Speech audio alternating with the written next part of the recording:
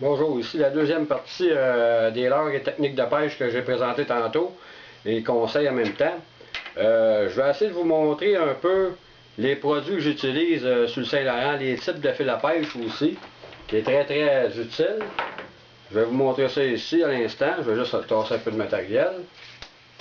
Regardez, j'ai du fil que l'année passée que Berkley a sorti, le Berkley Transoptique, qui est très très bon. C'est un monofilament qui devient presque jaune doré à la surface de l'eau. En dessous de l'eau, il disparaît un peu comme une fibre optique un peu. Puis c'est un fil qui a un peu moins d'élasticité comme monofilament qui est très efficace. J'utilise aussi le Vanish fluorocarbone. Le fluorocarbone c'est très très bon. Ça avec ça a moins d'élasticité comme monofilament. Je peux vous dire aussi dans l'eau claire, de temps en temps, c'est très bon pêcher avec ça parce que le poisson a des yeux très précis quand il voit quelque chose dans l'eau. Un arc-en-ciel, exemple, vous allez pêcher avec une petite mouche, une midge, environ dans 7 à 8, 10 pieds d'eau. On va aller chercher la mouche à la surface de l'eau très rapidement. Les salmonidés ont des yeux perçants, puis la chigan petite bouche, la même chose pour aller chercher un leurre précis à la surface de l'eau. C'est que le fil très important pour la pêche de finesse. Vous avez le vieux classique, le Trilene Excel que tout le monde utilise depuis des années. Même encore aujourd'hui, j'en utilise. Il ne faut jamais dédaigner le monofilament pour du, mettons exemple, du braid, du tressé. Ces deux fils-là ont chacun leur travail à faire, à effectuer. C'est qu'il faut pêcher avec les deux. Exemple, je vais faire de la pêche en eau très très claire. Souvent, on va relier sur un tressé un bout de fluorocarbone de la longueur de votre canne à pêche. Exemple, vous allez 6 pieds, on va prendre un avançon de 6 pieds en fluorocarbone au bout du tressé. Pour pas que le poisson localise le fil, parce que le poisson on le voit, puis je peux vous dire, j'ai fait des expériences de pêche, puis je peux vous dire que le braid, si on rajoute pas un monofilament de temps en temps au bout, les poissons, ils viennent pour ramasser le leurre, puis ils reviennent de bord très vite. Vous avez ça, vous avez la génération Fairline originale. Ça ici, c'est très très très très bon. C'est encore bon, ça c'est un fil fusionné, c'est comme toutes des petites fibres qui sont corsées ensemble, mais ils ne sont pas tressés. Puis vous avez le braid, ceux qui font de la pêche justement à la chigan ou au doré, exemple, c'est que le fil, il y a des couleurs dessus, je vais essayer de vous le montrer. C'est un fil qui a deux colorations, qui a un vert ou un jaune fluo, on pourrait dire, là. Il y a deux types, regardez, vert caméléon, puis regardez, il change de couleur. Exemple, c'est un peu comme une soie-mouche Strike Indicator. Quand vous avez une touche, c'est que vous voyez le fil se déplacer à la surface de l'eau. Là, vous savez qu'il y a un poisson qui est en train de prendre le leurre. C'est que vous lui donnez du fil, vous voyez encore que le fil, les couleurs changent, puis ça tire. Vous pouvez avoir un meilleur ferrage vous aussi, puis ça n'a pas d'élasticité. Le monofilament et le tressé, il faut avoir les deux. Un ne va pas sans l'autre dans un équipement de pêche. Comme je vous dis, le monofilament n'a jamais dédaigné ça du tout. Vous avez le cristal. Si vous n'aimez pas le monofilament, absolument, vous n'aimez pas le monofilament, vous avez le cristal de Fairline. Lui avec est très bon, puis dans l'eau, on ne le voit pas, presque pas. Regardez là. On appelle ça le cristal. C'est que justement, il va prendre un peu la coloration de l'eau. Il est plus pâle, c'est normal. Puis ça peut vous aider si vous n'aimez pas le monofilament. Aussi, si vous pêchez dans l'eau brune, la pêche verticale ou horizontale à la jig ou à la traîne, le tressé fait la job. Je vais vous montrer ça ici. Le tressé, là j'ai amené du Fairline le vert, le braid. Exemple. Si vous voulez faire de la pêche à la traîne, exemple, ça, ce type de fil-là, quand vous ferrez un poisson qui soit à 20 pieds, qui soit à 50 pieds, le ferrage est presque pareil, c'est direct. Moi, je vous suggère, quand vous pêchez avec ce fil-là, de jamais pêcher avec une canne trop rigide, un hameçon trop rigide.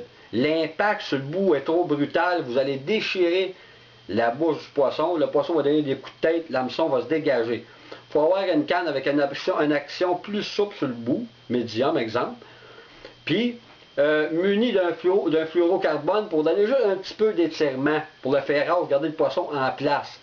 Parce que si vous pêchez, exemple, un hameçon, on va vous donner un hameçon, exemple, un Horner ou une Trocar Hook qui est très rigide, qui n'a pas de mou à l'intérieur, puis un fil très rigide, une canne rigide, l'impact est trop brutal, vous allez déchirer la bouche du poisson et le perdre, ou même perdre votre ferrage, lui enlever de la bouche. C'est comme je vous dis, il faut savoir comment l'utiliser, ce type de fil-là. C'est très efficace pour les touches. Vous pêchez dans 40 pieds d'eau verticale, puis que le poisson touche un peu votre dandinette, votre jig, vous allez le sentir tout de suite. Vous n'êtes pas obligé de ferrer à pleine capacité. Un ferrage, c'est juste sec. C'est en masse. Vous allez sentir tout votre poisson avec ça ici. Puis si vous voulez faire des avançons en fluocarbone, j'ai ici du Sufix. C'est très très bon comme monofilament. Tantôt, j'ai fait un avançon en acier. Ici, je vais vous montrer comment le faire, parce que là, ma chandelle, ma caméra est mal positionnée. Je vais vous montrer comment le faire, votre fameux avançon en acier. C'est ça ici. Là, j'ai pris du 30 livres test. Je vais vous montrer comment le faire. Vous allez allumer une petite chandelle, comme ça ici sur la table. Là, je vais faire l'anneau sur le bout. Vous prenez votre fil, vous le torsadez plusieurs tours. Vous le torsadez très serré. Des fois, c'est très dur à torsader, mais vous allez vous habituer, ça va très très bien. Là, regardez, je l'ai torsadé. Vous venez le chauffer juste sur la pointe du feu. Quand vous voyez que ça fait des petites bulles, vous l'enlevez, vous le glissez. Ça fait des petites bulles. Vous soufflez dessus, vous le tenez en place. Vous passez vos doigts dessus. Je peux vous dire, c'est incassable. À moins de tirer très très fort, là. Mais comme je vous dis, ça donne rien. Un poisson qui est bien ferré, on n'est pas obligé de tirer dessus. Là, il y a un petit accrochement ici. On peut juste le chauffer un peu. Regardez, vous faites juste le chauffer un petit peu, puis c'est plus accrochant du tout, du tout. Puis vous pouvez le relier, exemple, à une jig. Regardez, j'ai pris ce petit poisson-là ici. Regardez, j'ai relié un flapping shad pour le brochet. Je vais vous montrer. Vous passez votre fil à l'intérieur, vous le torsadez encore, plusieurs tours. Vous venez le chauffer encore à la surface de la pointe du feu. Faut pas faire brûler, faut pas que le fil brunisse, sinon c'est fini.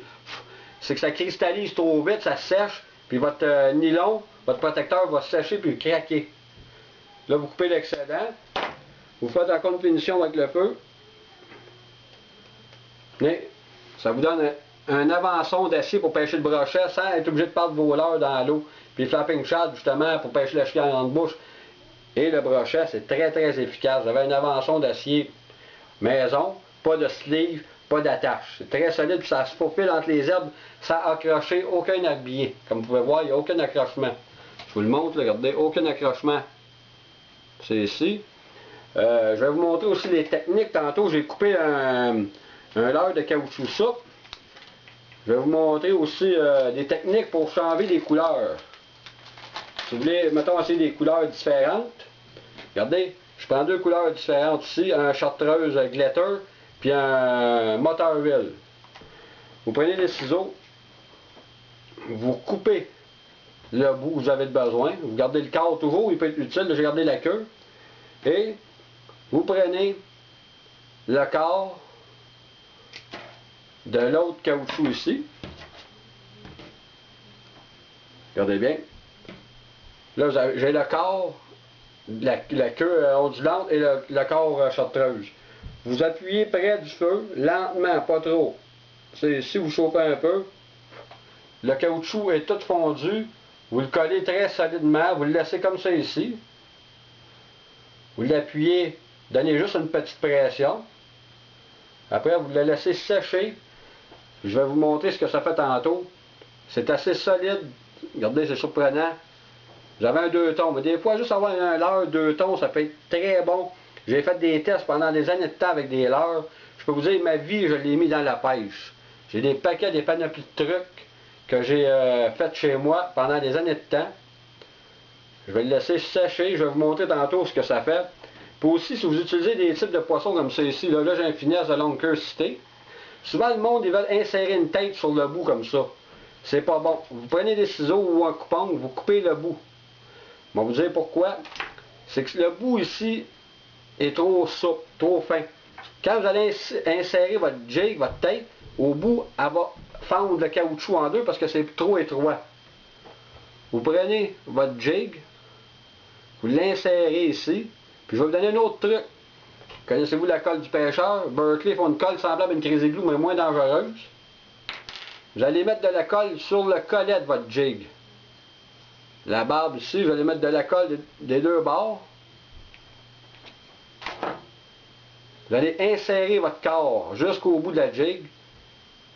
Puis après, essayez de la démancher. Je peux vous dire que ça va prendre plusieurs dorées pour être capable de détruire le corps. Ça va fusionner la colle avec la peinture et le caoutchouc. C'est très solide. La fameuse colle du pêcheur ici, là, je vais vous la montrer. C'est Pearl Fishing qui fait ça, Berkley. C'est très très bon. Cette colle-là, je m'en sers pour coller plein de choses.